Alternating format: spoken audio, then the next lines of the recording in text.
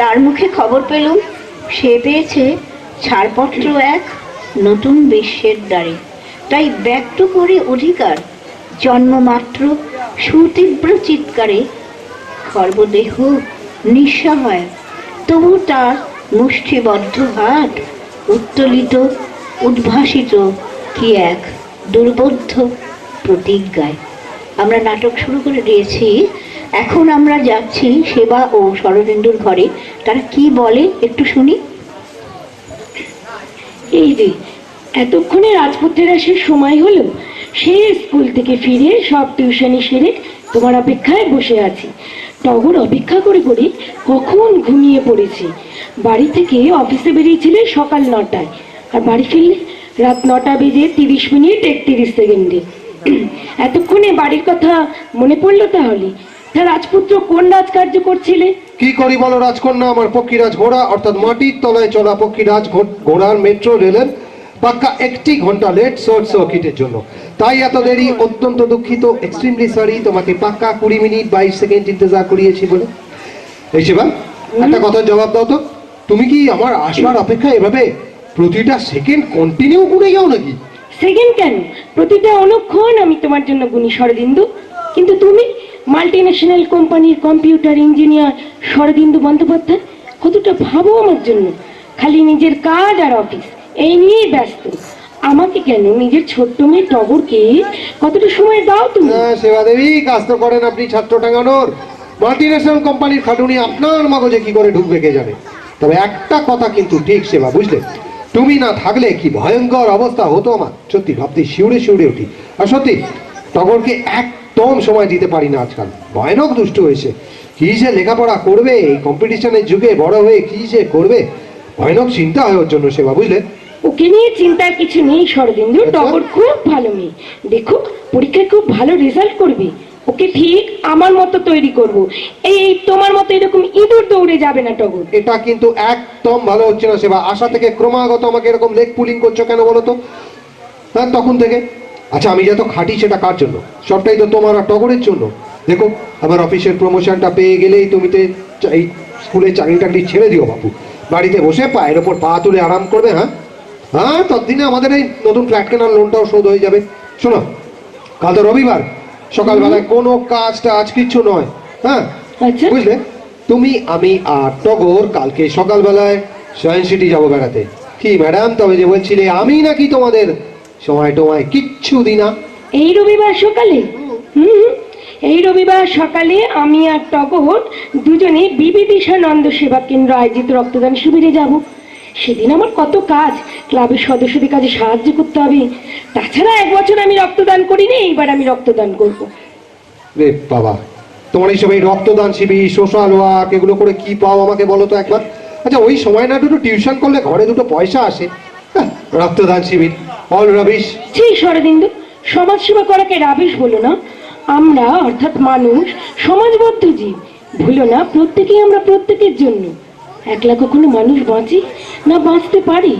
আর রক্তদান সে তো মহাদান, ওটা আমাদের সামাজিক দায়বদ্ধতা।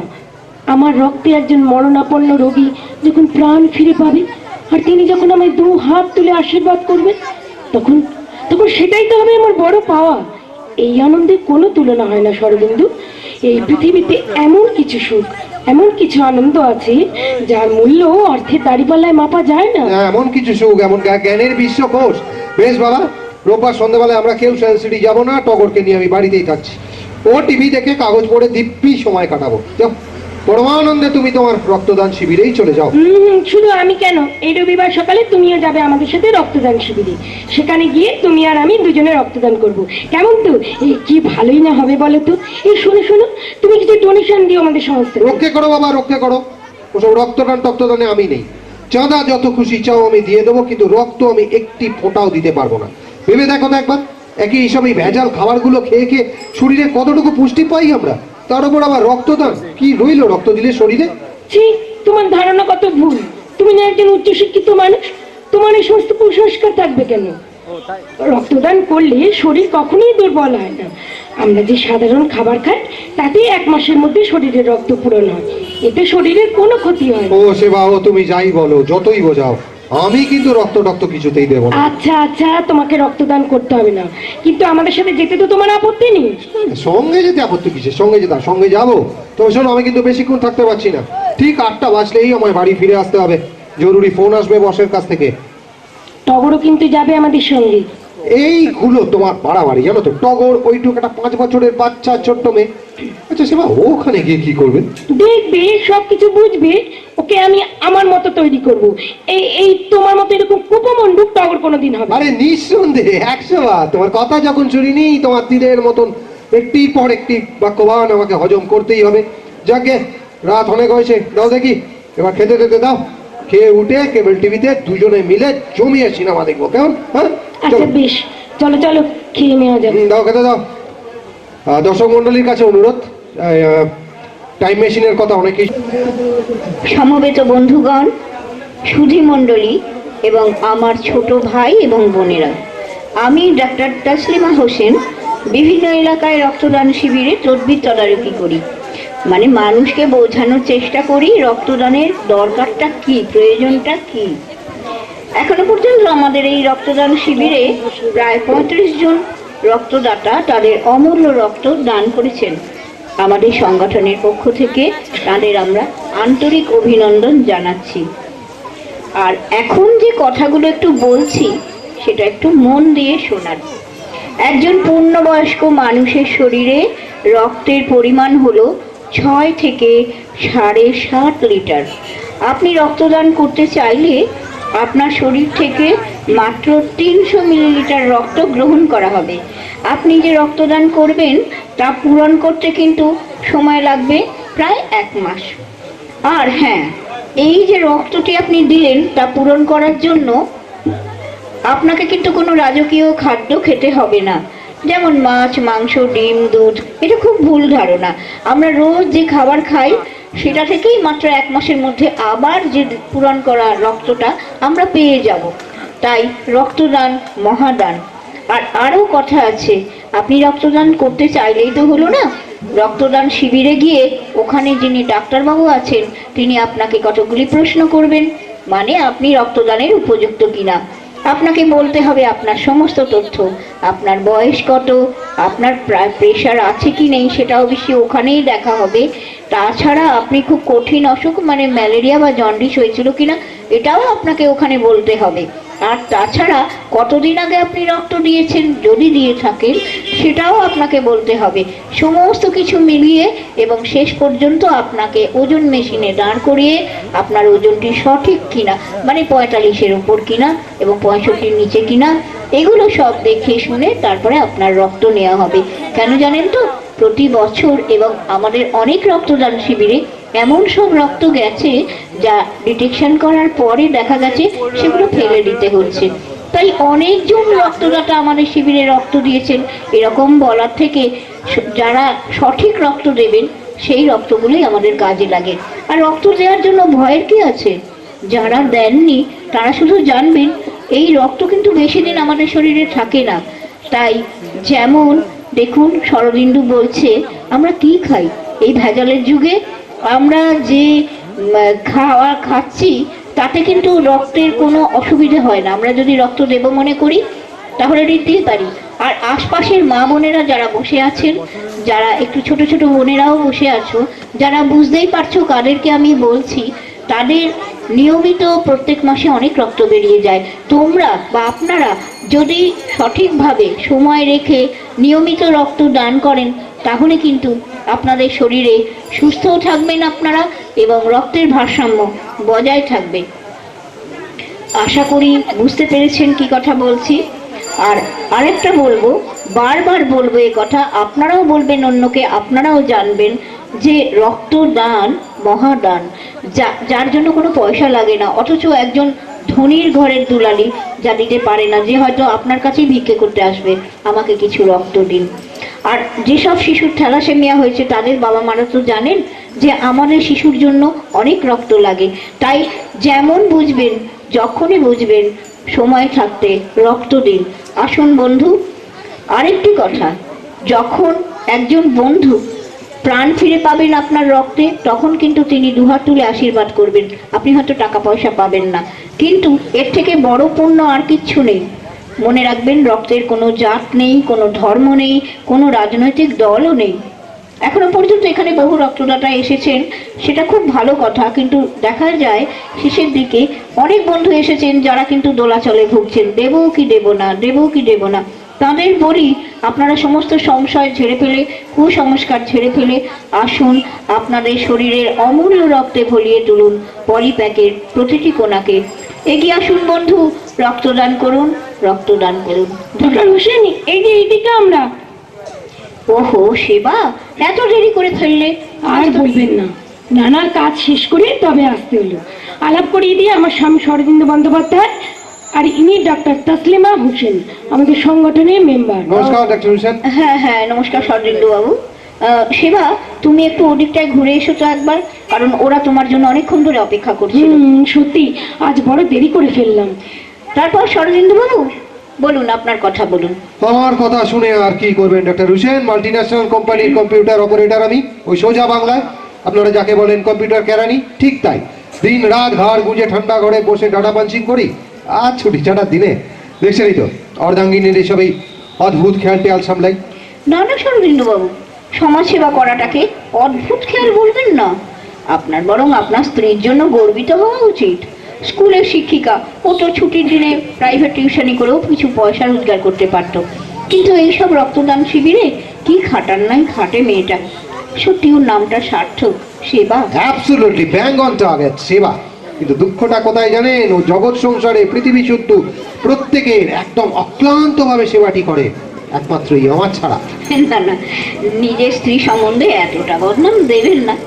আমি জানি ও আপনাকে যথেষ্টই ভালোবাসে। না না, আমি এমনি ইয়ার্কি করছিলাম, আমিও জানি সেবা খুব ভালো মেয়ে। ওহো, বাই দ্য ওয়ে, আপনিও রক্তদান করছেন নিশ্চয়ই। আসুন আসুন, এদিকে আসুন। আমি রক্তদান কেন কেন কেন, কি ব্যাপার? ওহো আচ্ছা আচ্ছা, আগে কোনোদিন রক্ত দেননি তাই তো? আসুন আসুন, ভয়ের কিছু নেই। আরে না না ডাক্তার হোসেন, ভয় পাচ্ছি না, ভয় পাচ্ছি না। তবে কি জানেন, কাল রাত থেকে না হঠাৎ আমার এক প্রিয় বন্ধুর জ্বর খবর পেলাম, সেই জন্যই আমারও যেন কিরকম জ্বর জ্বর। দুর্মশাই, প্রিয় বন্ধুর জন্য ওনার জ্বর হয়েছে, আর সামান্য জ্বর হয়েছে তো কি হয়েছে, এ নিয়ে চিন্তার কোনো কারণ নেই। আমাদের ডাক্তার আছেন, তারা আপনাকে টেস্ট করবেন। আচ্ছা বেশ, আমি নিজে আপনাকে পরীক্ষা করব কি? ঠিক আছে, এবার চলুন। না মানে ডাক্তার হোসেন, বুঝলেন, এবারটা প্লিজ আপনি বাদ দিন। পরের বার না হয় আপনাদের এসব এই রক্তদান শিবির হয়, সেখানে এসে আমি রক্ত দিয়ে যাব, কথা দিচ্ছি আপনাকে। I wish you. বুঝেছি, ঠিক আছে, আপনাকে রক্ত দিতে হবে না। প্লিজ কিছু মনে করবেন না ডাক্তার হোসেন, বুঝলেন? আচ্ছা ডাক্তার হোসেন, আপনাকে একটা কথা জিজ্ঞাসা করবো। বলুন, কি কথা? আচ্ছা, আমি ভাবছিলাম যে আপনি যেভাবে সব এই সোশ্যাল ওয়ার্ক করেন, ব্লাড ডোনেশন ক্যাম্পে যান, আপনার তো পেশেন্টের সময়টা আপনি দেন কখন? মানে মানে আপনার আমার চলে কি করে, তাই তো? হ্যাঁ মানে রোগী আমি ঠিকই দেখি, তবে রোগীদের প্রতি সঠিক কর্তব্যটাও করি শরদিন্দু বাবু। আর সমাজসেবা, ধরে নিন না, ঘরের খেয়ে বোনের মোষ তারাই। ঘরের কে আপনার বাড়ির লোকেরা, তাদের এ ব্যাপারে কোনো আপত্তি টাপত্তি কিছু নেই? আপত্তি করার আছেটাকে? বিয়ে শাদী করিনি, বেশ আছি এইসব নিয়ে। শরদিন্দু বাবু, পৃথিবীতে অর্থের মানদণ্ডে সবকিছু বিচার করবেন না। একজন মানুষকে যখন প্রাণ ফিরিয়ে দিই, সে হয়তো আমায় অর্থ দিতে পারে না, কেননা সে গরিব, কিন্তু সেই গরিব মানুষটারই মুখের হাসি আমায় অনুপ্রেরণা দেয়, দেয় আরও সেবা করার শক্তি। এই আনন্দ, এই অনুপ্রেরণাটাই যে আমার পাথেয়, আমার এই সুখ। দয়া করে আপনি অর্থের মানদণ্ডে মাপবেন না প্লিজ। ডক্টর হোসেন, এখন আপনি ভেতরে যাননি? অজয়ের মা কতক্ষণ ধরে আপনার জন্য অপেক্ষা করছেন। কেন, আবার কি হলো? এই তো এক সপ্তাহ আগেই অজয়কে পরীক্ষা করেছিলাম, ভালোই তো ছিল ছেলেটা, আবার হঠাৎ কি হলো বলো তো? অজয়ের আবার রক্তের দরকার। অজয় অজয় অজয় নামটা খুব শোনা শোনা। লেট মি গেস, আরে বাবা, আমাদের উপরে ফ্ল্যাটের মিস্টার মিত্র ছেলে, যে আমাদের টগরের সঙ্গে স্কুলে পড়ে, ব্যাচমেট। কেন সেবা, ওইটুকু 5 বছরের বাচ্চার রক্তের দরকার কেন? তুমি তো কোনো খবরই রাখো না। অজয়ের একটা ভয়ানক রোগ আছে, যার নাম থ্যালাসেমিয়া। এই রোগের চিকিৎসা হলো একমাত্র রক্ত বদল করা। নতুন রক্তেই বাঁচতে পারে রোগী। নতুন রক্ত? আরে নতুন রক্ত এখন কোথায় পাই বলো তো? তাছাড়া তুমি তো জানো অজয়ের ব্লাড গ্রুপটাও ইজি অ্যাভেলেবেল নয়। সেটাই তো সমস্যা। AB নেগেটিভ গ্রুপের রক্ত কোথায় পাই, কোথায়? আচ্ছা শরদিন্দু, কি ব্যাপার? তোমারই তো ব্লাড গ্রুপ এবি নেগেটিভ। হ্যাঁ, তা কি হয়েছে? ডক্টর হোসেন শরদিন্দু রক্ত দেবে। যাক বাবা, একটা সমস্যা মিটলো। চলো চলো, আর দেরি করো সেবা না। সেবা, 1 মিনিট প্লিজ দাঁড়াও। সেবা শোনো, আমি ওসব রক্ত টক্ত এখানে কিছু দিতে পারবো না। কেন শরদিন্দু? আরে ছুটির দিনে বাড়িতে বসে কোথাও একটু রিল্যাক্স করবো, তাহলে এখানে সে রক্ত দিতে হবে আমাকে? একজন একজন মরণাপন্ন রোগীকে রক্ত দেওয়ার বদলে তোমার নিজের সুখটাই আজ বড় হলো। এই এতটা স্বার্থপর তুমি। হ্যাঁ হ্যাঁ, তুমি যদি আমাকে এর জন্য স্বার্থপর বলতে চাও তবে আমি স্বার্থপর। দিন রাত অফিসে গাধার মতন খাটবো, ক্যারিয়ার নিয়ে ভাববো, ছুটির দিনে আমার এসব এই বাজে উঠবো আর শখ সামলাবো। তোমাকে তোমাকে এক সময় আমি যেন চিনতে পারি না শরদিন্দু। শরীর থেকে এতটুকু রক্ত দেবে, তার জন্য এত কথা। এ তো অদ্ভুত ব্যাপার।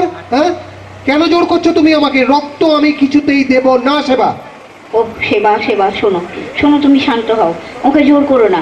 উনি রক্ত দেবেন না, এ কথা উনি আমাকে আগেই বলেছিলেন। জোর করে কখনো কাউকে কোনো কাজ করানো যায় না, তুমি তো জানো। একটু অপেক্ষা করো, দেখো না এবি নেগেটিভ গ্রুপের রক্ত ঠিক পাওয়া যাবে, যাবেই।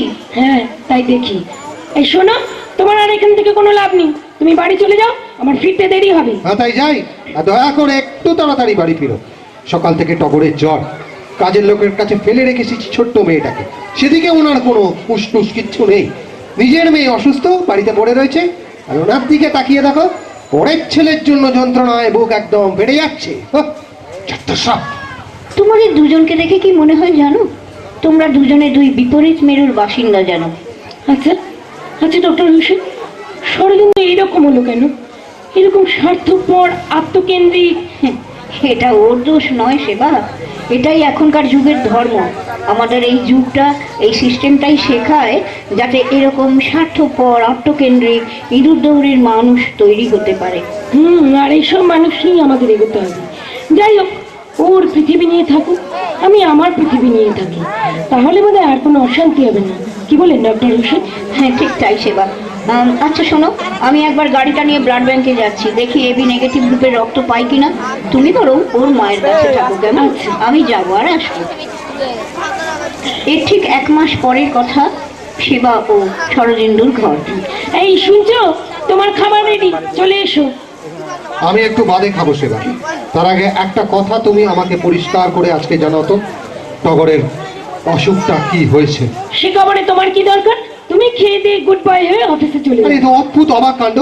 আমি টগরের বাবা, আমার নিজের মেয়েটা কি হয়েছে না হয়েছে, আচ্ছা সেটা জানবার কি আমার আমার কোনো অধিকার নেই? না নেই, তুমি তোমার বসের সঙ্গে মিটিং করে রাত 10টায় বাড়ি ফিরো, তাহলেই হবে। টগরের অসুখ আমি নিজেই সামলাবো। বা please please for god shake শোনো। আচ্ছা আমি ওভারটাইম করি কি 7 করে? এই যে পরশুদিন টগরের রক্তের জন্য 2000 টাকা দরকার হলো, তুমি চাইলে আমি সঙ্গে সঙ্গে বার করে দিলাম। সেটা এলো কোথা থেকে? আমার এই তোমার বিরক্তিকর ওভারটাইমের টাকা থেকেই তো। সেই জন্যই তো বলছি, তুমি মন দিয়ে অফিস করো, মেয়ে মরুক বাঁচুক, তাতে কি এসে যায়? এটা এটা এটা তোমার বৃথাই রাগ সেবা, বাজে রাগ এটা তোমার। আচ্ছা আচ্ছা, টগরের অসুখের জন্য তো আমি দায়ী নই। না না, তুমি কেন দায়ী হবে? দায়ী আমার ভাগ্য, আমার বরাত। কেন কেন এত উত্তেজিত হচ্ছ আজকে? হ্যাঁ, আমাদের 5 বছরের ছোট্ট মেয়েটা নার্সিং হোমে পড়ে আছে আজ 1 সপ্তাহ ধরে, আর আমরা এরকম ভাবে নিজেদের মধ্যে ঝগড়া করছি। সেবা সেবা, এটা কি ঝগড়া করবার সময়? বলো তো সেবা, এখানে এসে আমার পাশে বসে আমার চোখে চোখ রেখে প্লিজ একটিবার বলো তো, কি কি হয়েছে আমাদের টগরের? না না শরদিন্দু, তোমাকে আমি বলতে পারবো না, এত বড় মানসিক ধাক্কা তুমি সামলাতে পারবে না। কেন সামলাতে পারবো না? কি হয়েছে টগরের যাতে দিনের পর দিন ওইটুকু একটা ছোট্ট মেয়েকে এভাবে এভাবে নার্সিং হোমে পড়ে থাকতে হচ্ছে?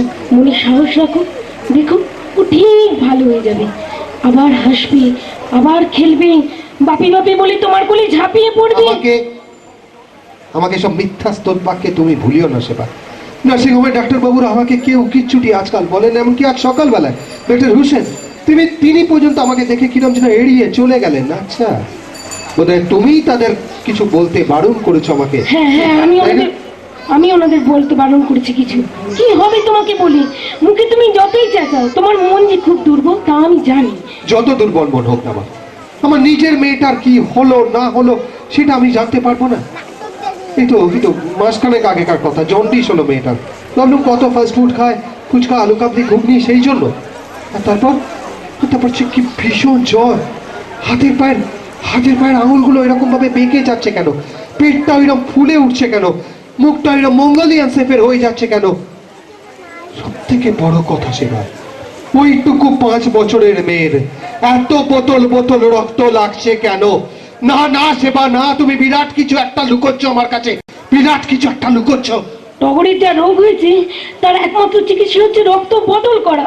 কোনো ওষুধ কোনো ইঞ্জেকশনেও ভালো হবে না, যাই শুধু ওই গ্রুপের রক্ত এ বি নেগেটিভ। শুধু শুধু রক্ত বদল করলে ভালো হবে টগর? হ্যাঁ সেবা, তবে কি হ্যাঁ হ্যাঁ শরদিন্দু, মন শক্ত করো। শোনো শোনো, টগরের যা রোগ হয়েছে তা হলো কে? থ্যালাসেমিয়া। My goodness, thalassaemia! হে ভগবান, কি অন্যায়, কি পাপে আমার ছোট্ট মেয়েটার এই মারণ রোগ হলো। সারা জীবন মানুষের জন্য ভেবে এসেছি, মন প্রাণ দিয়ে কাজ করেছি মানুষের জন্য। আজ আমার ঘরে কিনা এই রোগ বাসা বাঁধলো। হয়তো হয়তো আমার পাপের ফলে সব। কিন্তু বলো তো সেবা, তার জন্য আমার এই ছোট্ট 5 বছরের মেয়েটাকে ভুগতে হচ্ছে কেন? না না, কোনো পাপের ফলে এই রোগ হয় না, কোনো ভাইরাস কোনো জীবাণু থেকে এই রোগ হয় না। থ্যালাসেমিয়া হলো সম্পূর্ণ জিন গঠিত রোগ। বাবা মায়ের জিন থেকে সন্তানের মধ্যে এই রোগ বাসা বাঁধে, যার জন্য আধুনিক বিজ্ঞানের কথা অনুযায়ী বিয়ের আগে কোষ্ঠী বিচার না করিয়ে রক্ত পরীক্ষা আগে করানো উচিত। অন্যায় বোধ সেটাই আমরা করেছি, যার ফলে ভুগতে হচ্ছে আমাদের 5 বছরের ছোট্ট সুন্দর ফুলের মতো নিষ্পাপ মেয়েটাকে। কিন্তু এখন আমরা কি করব সেবা? রক্ত, একমাত্র রক্তই সুস্থ করে তুলবে টগরকে। অনেক অনেক রক্তের দরকার তার জন্য। আর ব্লাড গ্রুপ এবি নেগেটিভ, এই গ্রুপের রক্ত দিয়ে সহজে কোনো ব্লাড ব্যাংকে পাওয়া যায় না। এক মিনিট জেনে রাখো, শরদিন্দু ব্যানার্জির ডিকশনারিতে না কথাটা নেই। যত টাকা লাগে লাগুক, ওর জন্য রক্ত আমি জোগাড় করে আনবো। প্রতিটা ব্লাড ব্যাংকে যাব, যেখান থেকে পারি জোগাড় করবো ওই গ্রুপের রক্ত। ওই রকম ভাবে রক্ত পাওয়া যায় না শরদিন্দু, বললাম না ওই গ্রুপের রক্ত সহজে পাওয়া যায় না। Blood group AB negative. আরে দাঁড়াও, কি বলছো?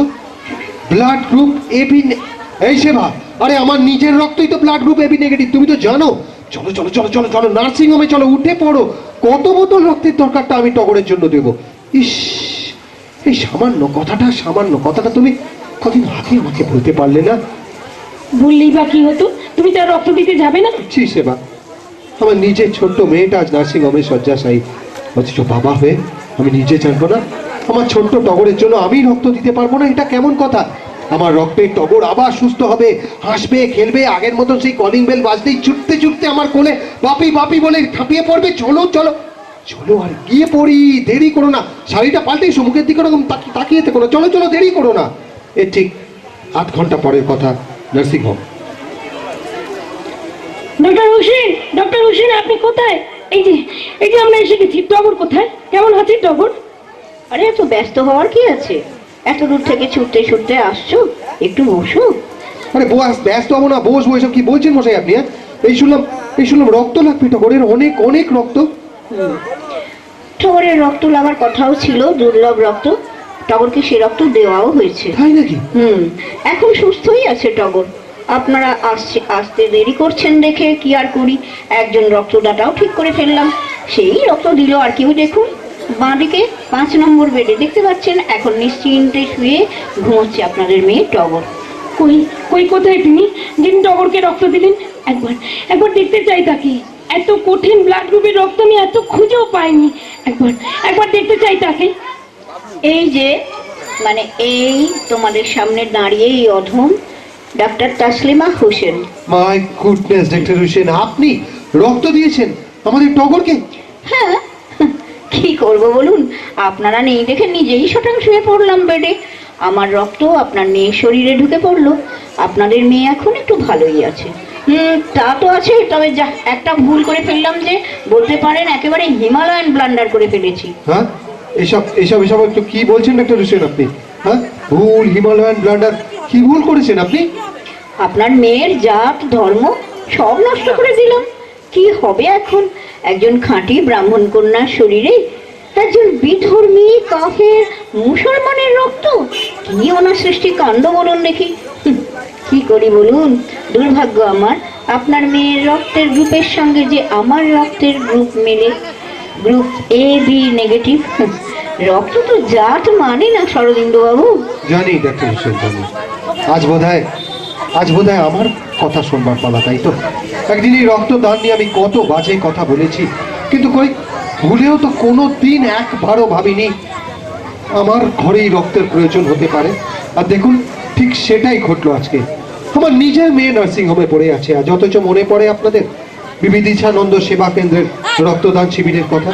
সেখানে আমি আমার প্রতিবেশী ছেলেকে রক্ত না দিয়ে ভয় পেয়ে পালিয়ে গেছিলাম, কিন্তু দেখুন আজ আমি কিরম পাগলের মতো ছুটতে ছুটতে এসেছি আমার ছোট্ট মেয়েটার রক্তের প্রয়োজন হচ্ছে বলে। ওহ ভগবান, ভাবতেও ঘৃণা করে কতটা স্বার্থপর, কতটা নীচ ছিলাম আমি। না, তুমি কখনোই স্বার্থপর নিচ নাও শরদিন্দু। মানুষেদের ভুল করে, মানুষেদের সংশোধন করে, মানুষের চরিত্রের মধ্যে খেলা করে আলো আর অন্ধকার। আমরা তো আলোর পথে পথে, আমরা আমাদের জ্ঞানের আলো দিয়ে আমাদের অজ্ঞানতার অন্ধকার দূর করব। আর তোমার অনুশোচনা তোমার সব স্বার্থপর নিচতাকে তোমার চরিত্র থেকে দূর করে দিয়েছে। না সেবা না, ভাবো তো আমার ছোট্ট মেয়ে টগরের কথা। আমার পাপের ফল ওই ছোট্ট মেয়েটা কেন ভোগ করছে? ওইটুকু মেয়ের শরীরে কত বোতল রক্ত ঢোকানো হয়েছে জানো তো? কত সুচ ফোটানো হয়েছে নরম ফুলের মতো 5 বছরের চামড়াটায়। বলুন তো ডাক্তার হোসেন, আমার পাপের শাস্তি ঈশ্বর কেন ওই ছোট্ট মেয়েটাকে বারবার দিচ্ছেন? শরদিন্দু বাবু, শান্ত হন।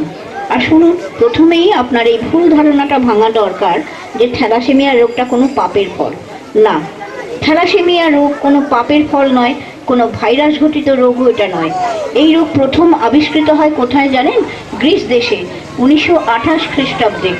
গ্রিক শব্দ থ্যালাস এবং অ্যানিমিয়া, এই দুটি শব্দ মিলেই হয়েছে রোগটার নাম থ্যালাসেমিয়া। এখনো পর্যন্ত 693 ধরনের এই রোগ দেখা গেছে। তার মধ্যে 3 ধরনের থ্যালাসেমিয়াই উল্লেখযোগ্য: ইন্টারমিডিয়েট, সিভিয়ার এবং মাইল্ড। 3 নম্বর রোগের ধরনটা অর্থাৎ মাইল্ড থ্যালাসেমিয়া ওষুধ এবং ইঞ্জেকশনেই সেরে যায়, কিন্তু সিভিয়ার বা ইন্টারমিডিয়েট এই থ্যালাসেমিয়ার ওষুধ একমাত্র রক্ত বদল। এই রোগ সন্তানের দেহে কিভাবে আসেন শুনুন। বাবা মায়ের মাধ্যমে। আমাদের শরীরে যে গ্লোবিন জিন আছে না, সেই জিন যদি অস্বাভাবিক হয় এবং তার 25% যদি বাবা ও মায়ের দেহে থাকে, তবেই কিন্তু তার সন্তানের 50% থ্যালাসেমিয়া রোগ হবার আশঙ্কা থেকেই যায়।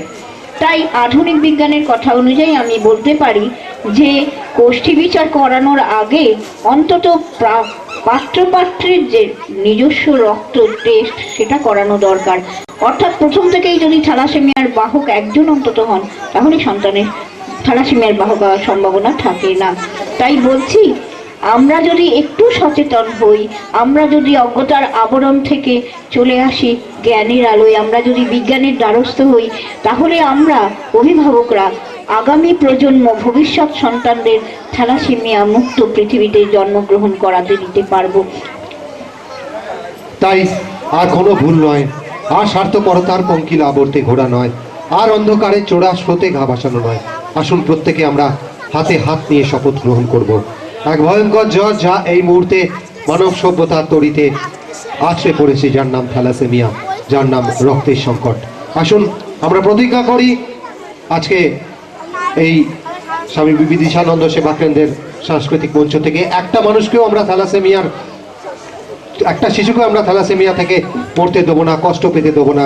একটা মানুষকে আমরা রক্তের অভাবের জন্য কষ্ট পেতে দেবো না। আর তাই আসুন কবিগুরু রবীন্দ্রনাথ ঠাকুরের সেই অমর কবিতা মৃত্যুঞ্জয় স্মরণ করে তারই সৃষ্টি সেই চড়েই বেতি মন্ত্রকে সঙ্গে নিয়ে আমরা এগিয়ে চলি এক আলোকোজ্জ্বল প্রভাতের দিকে। আসুন। রবীন্দ্রনাথের মৃত্যুঞ্জয়। দূর হতে ভেবেছিল মনে, দুর্জয় নির্দয় তুমি, কাঁপে পৃথ্বী তোমার শাসনে। তুমি বিভীষিকা, দক্ষিণ বিদীর্ণ বক্ষে জলে তব লেলিহান শিখা।